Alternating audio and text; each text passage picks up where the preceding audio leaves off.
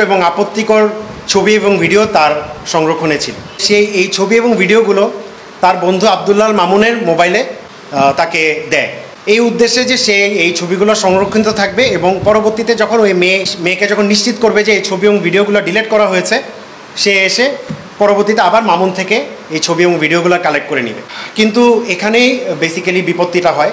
আসামি শাহেদ অত্যন্ত বিচক্ষণতার সাথে সে আইন শৃঙ্খলা রক্ষাকারী বাহিনী কেসটি নিয়ে কাজ করছিল, পাশাপাশি আমাদের র্যাপিড অ্যাকশন ব্যাটালিয়নের প্রত্যেকটি মুভমেন্ট সে ফলো করছিল।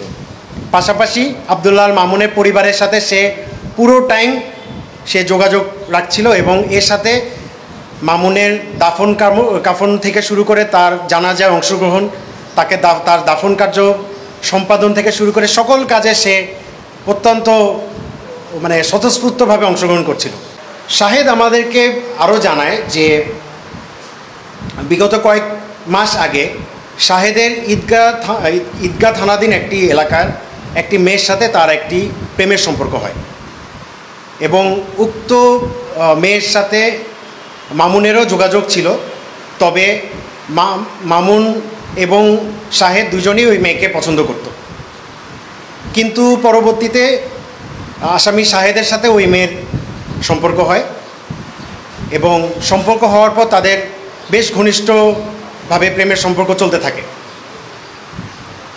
মাসখানেক আগে তাদের উক্ত সম্পর্কটিতে কিছুটি ফাটল ধরে এবং যতটুকু শাহেদ আমাদেরকে জানিয়েছে যে তার সাথে অত্যন্ত অন্তরঙ্গ সম্পর্ক ছিল এবং শাহেদের কাছে শাহেদের ওই মেয়ের সাথে কাটানো বেশ কিছু ঘনিষ্ঠ এবং আপত্তিকর ছবি এবং ভিডিও তার সংরক্ষণে ছিল। তো পরবর্তীতে যখন তার সাথে ওই মেয়ের সম্পর্কতে অবনতি হয়, তখন শাহেদকে ওই মেয়েটি বলতে গেলে রিকোয়েস্ট করে যে যেহেতু তোমার সাথে আমার অনেক অন্তরঙ্গ ছবি এবং ভিডিও রয়েছে, এগুলো তুমি দয়া করে ডিলিট করে দিও এবং এটা কখনো কারোর সাথে শেয়ার করে আমার জীবনটা নষ্ট করো না। এবং সে আরও রিকোয়েস্ট করে যে তুমি আমার কাছে এসে তোমার মোবাইল থেকে আমার সামনে এই ভিডিওগুলো ডিলিট করবা এবং এই ছবিগুলো ডিলিট করবা। পরবর্তীতে শাহেদ এই ছবি এবং ভিডিওগুলো নিয়ে ওই মেয়ের কাছে যাওয়ার সিদ্ধান্ত নেয়। তবে সে ইতিমধ্যে একটা কাজ করে, সেটা হলো সে এই ছবি এবং ভিডিওগুলো তার বন্ধু আব্দুল্লাহ মামুনের মোবাইলে তাকে দেয় এই উদ্দেশ্যে যে সে এই ছবিগুলো সংরক্ষিত থাকবে এবং পরবর্তীতে যখন ওই মেয়ের কাছ থেকে মেয়েকে যখন নিশ্চিত করবে যে এই ছবি এবং ভিডিওগুলো ডিলিট করা হয়েছে, সে এসে পরবর্তীতে আবার মামুন থেকে এই ছবি এবং ভিডিওগুলো কালেক্ট করে নেবে। এই উদ্দেশ্যে সে আব্দুল্লাহ মামুনকে সেই ছবি এবং ভিডিওগুলো সংরক্ষণ করার জন্য তাকে দেয়।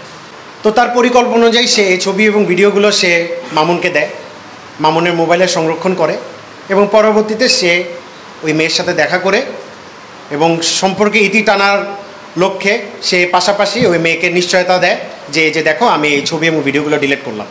পরবর্তীতে এই ছবি এবং ভিডিওগুলো ডিলিট করার পরে শাহেদ স্বাভাবিকভাবেই পুনরায় মামুনের কাছে ফিরে আসে এবং মামুনের কাছে আবারও রিকোয়েস্ট করে যে এই ছবিগুলো এবং ভিডিওগুলো যাতে সে আবার তাকে দেয়।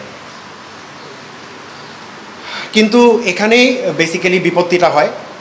মামুন তাকে এই ছবি এবং ভিডিওগুলো দেওয়ার জন্য অপারগতা দেখায় এবং যেহেতু মামুনের ওই মেয়ের প্রতিও দুর্বলতা ছিল, সেই জন্য সে অত্যন্ত কঠোরভাবে বিষয়টি তাকে না করে যে আমি এই ছবি এবং ভিডিওগুলো তোমাকে আমি দিব না। পরবর্তীতে বিভিন্ন সময়ে বিভিন্নভাবে মামুনের কাছ থেকে শাহেদ এই ছবি এবং ভিডিওগুলো চায়, কিন্তু প্রতিবারই মামুন তাকে নাকচ করে এবং তাকে এই ছবি এবং ভিডিওগুলো না দেওয়ার জন্য তাকে বলে। এভাবেই বেশ কিছু দিন কেটে যায় এবং ধীরে ধীরে শাহেদের মনে মামুনের বিরুদ্ধে অত্যন্ত ক্ষোভ জন্মাতে থাকে। পাশাপাশি তারা যেহেতু একসাথেই একই ব্যবসায়িক পার্টনার এবং একই সাথে চলাফেরা করতো, সেজন্য তার ক্ষোভটি খুব দ্রুত বাড়তে থাকে এবং সে পরবর্তীতে তার কাছ থেকে এই মোবাইলটি তার কাছ থেকে মোবাইলটি ছিনিয়ে নেওয়া সহ তাকে হত্যা করার পরিকল্পনা করে। এরই ধারাবাহিকতায় সে আমাদেরকে আরও জানায় যে পরবর্তীতে সে ঈদগাহ এবং চকরিয়া এলাকা থেকে একজন ভাড়াটিয়া সন্ত্রাসী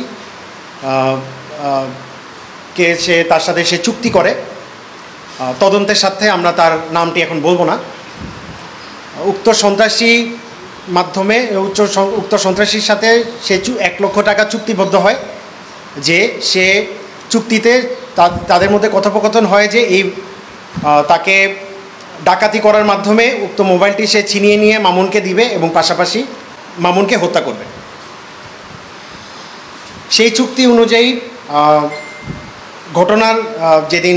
ঘটনার দিন অর্থাৎ 6 জুলাই শাহেদ মামুনকে ফোন দেয় এবং বাহারছড়া বাজার থেকে তাকে নিয়ে তাদের একটি মোটরসাইকেল ছিল তাদের শোরুমের, যে মোটরসাইকেলটি তারা দুজনেই শেয়ার করতো এবং এটা তাদের শোরুমের নামে কেনা একটি পালসার মোটরসাইকেল। ওই মোটরসাইকেলটি নিয়ে সে ভিকটিম মামুনকে নিয়ে ঈদগাহ যাওয়ার উদ্দেশ্যে রওনা করে। তাকে নিয়ে ঘুরতে যাবে এই মর্মে তাকে নিয়ে বের হয়। কক্সবাজার থেকে ঈদগাহ যাওয়ার পথে পূর্ব পরিকল্পনা অনুযায়ী কালিমাছড়া বাজার আছে একটি, ওই কালিমাছড়া বাজারের কিছু আগে একটি নির্জন স্থানে তার পূর্ব পরিকল্পনা অনুযায়ী উক্ত সন্ত্রাসী তার সাথে তার অ্যাসোসিয়েট আরও 3-4 জন সহ অবস্থান নিয়েছিল এবং পরবর্তীতে তারা যখন মোটরসাইকেল নিয়ে যায় তখন মোটরসাইকেল নিয়ে যাওয়ার পথে তারা তাদের গতিরোধ করে এবং গতিরোধ করে মামুনকে এবং শাহেদকে দুই পাশে নিয়ে যায়। দুই পাশে নিয়ে ভিকটিম আবদুল্লাহ মামুনের মোবাইলটি ছিনিয়ে নেয় এবং তাকে কালিমাছড়া বাজারের আগে যে নির্জন স্থানটি ওখান থেকে রাস্তার থেকে দূরে নিয়ে গিয়ে তাকে শ্বাসরোধ করে হত্যা করে এবং একই সাথে তার যে মোবাইলটি ছিল, যে মোবাইলটি বেসিক্যালি শাহেদ চাচ্ছিল, সেই মোবাইলটি উক্ত সন্ত্রাসী এসে তাকে প্রদান করে এবং পাশাপাশি তাদের যে চুক্তি ছিল 1 লক্ষ টাকার, এই 1 লক্ষ টাকাটি শাহেদ থেকে সে নেয় এবং নিয়ে তারা ওই স্থান ত্যাগ করে এবং পাশাপাশি শাহেদ ওই মোটরসাইকেলটি নিয়ে কলগড় বাজার, ওই মোবাইলটি নিয়ে মোটরসাইকেল নিয়ে কলগড় বাজারে এসে অবস্থান নেয় এবং কলগড় বাজারে আসার পরে ওই মোটরসাইকেলের তেল শেষ হয়ে যায় এবং সে ওই কলগড় বাজারেই মোটরসাইকেলটি রেখে সে ওই মোবাইলটি নিয়ে অর্থাৎ ভিকটিম মামুনের মোবাইলটি নিয়ে সে কলগড় বাজারেরই কোনো একটি জলাশয়ে সে মোবাইলটি ভেঙে ওই জলাশয়ে মোবাইলটি সে ফেলে দেয় এবং উক্ত ঘটনা সংঘটিত পরে সে এসে তার বাসায় সাধারণভাবে থাকতে থাকে। এবং পরবর্তী দিন আপনারা সকলেই জানেন যে সকাল 10টায় এই রশিদনগর ইউনিয়নস্থ খাদেমপাড়া এলাকায় অর্থাৎ খাদেমপাড়ার পূর্ব দিকে রেল লাইনের পাশে আবদুল্লাহ মামুনের মৃতদেহটি খুব রশি দিয়ে বাঁধা অবস্থাতে উদ্ধার করা হয়।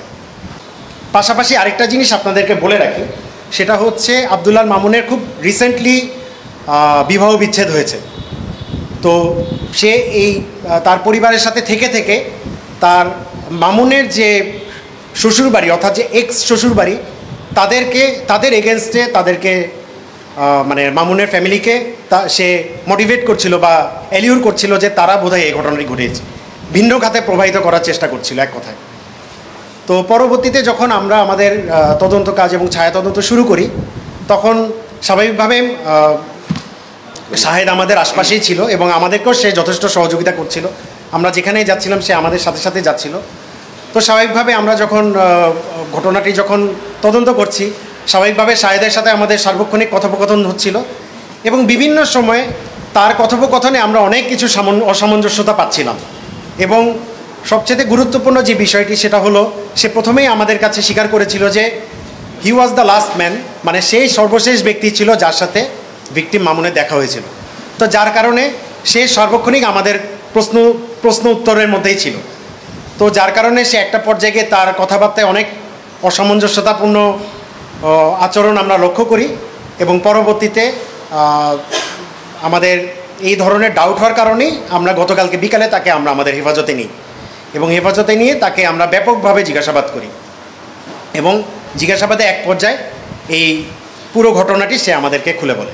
তো উক্ত ঘটনায় রামু থানাতে একটি অজ্ঞাত মামলা রুজু করা হয় এবং ওই মামলার এগেনস্টে আমরা গ্রেফতারকৃত আসামির বিরুদ্ধে আইনত ব্যবস্থা প্রক্রিয়াধীন রয়েছে এবং এরই পাশাপাশি এই ঘটনায় জড়িত অন্যান্য যারা আরও রয়েছে তাদেরকে গ্রেফতারে আমাদের পরবর্তী আভিযানিক কার্যক্রম চলমান থাকবে।